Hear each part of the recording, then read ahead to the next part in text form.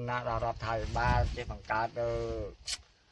មន្ត្រីកសិកម្មជួយប្រជាពលរដ្ឋជួយរកទីផ្សារជូនប្រជាពលរដ្ឋ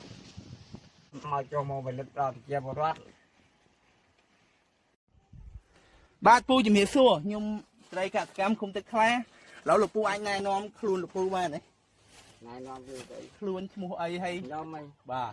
ខ្ញុំមើលជុំសោតជាកសិករក្នុងភូមិព្រៃប្រុសឲ្យពូបានដាំអីខ្លះជាក់ស្ដែងដាំឡូដាំ3បាទ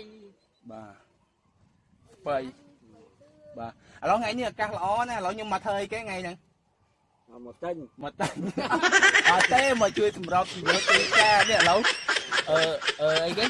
មើលស្បៃហ្នឹងពូលក់1គីឡូមែន4000ហ្នឹងហើយអ៊ំនៅខាងទីគាត់ជួយទិញហ្នឹងហើយប្រហែលគីឡូគាត់យកហ្នឹងហើយគាត់យកខ្ទង់ចិត្ត10គីឡូតែឥឡូវយើងមានប្រហែលយើងយកប៉ុណ្ណឹងណាប្រហែលលក់ប៉ុណ្ណឹងហើយក្នុងឱកាសនេះចុះអាដលងនេះមែនលក់មែនលង3000អានេះបានលក់នៅដលងមីនៅឯណោះហើយស្បៃអាស្បៃសនោះស្បៃលក់បានហូរហើយ4000លក់4000ចុះអាបន្លែពូទាំងអស់មានប្រើគីមីអត់ទេប្រើធម្មជាតិណាបាទអញ្ចឹងក្នុងវីដេអូនេះខ្ញុំសូមសំណូមពរបងប្អូនអ្នកនេះជួយទិញផលិតផលរបស់គាត់ផងព្រោះធម្មជាតិសុទ្ធហើយពូតាំងពូមាននិយាយថាតាំងពីមកជួបពូមន្ត្រីកសិកម្មបានជួយអីខ្លះជួយពូចាប់ពីចោលជួយក្របហើយបច្ចេកទេសអីចឹងណាចោះមកញឹកដែរណោះហើយតកតងមួយទីផ្សារឥឡូវជួយរកបានខ្លះហើយបាទចាំមើលអត់អីចាំមើលនេះរឿងបច្ចេកទេសនិយាយទៅរឿងបច្ចេកទេសតពូដូចថាទេប្រាប់ព្រោះយើងចោះទៅផ្ទះផ្សេងដែរបាទអ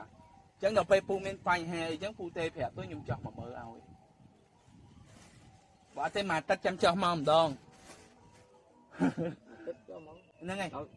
ក៏មុនអត់រួងអត់អីឥឡូវមានរួងមកម៉ាក៏មកម្ដាយជួផងលើក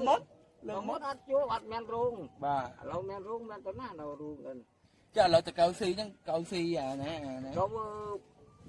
មកទឹកជំរាបសួរពុកម៉ែបងប្អូនខ្ញុំបាទជាមន្ត្រីកសិកម្មនៃឃុំទឹកខ្លាថ្ងៃនេះបានមកជួយដល់សម្រួលទីផ្សារដាក់ស្ករបាន1គីឡូ4000ណានេះមើមច្រើន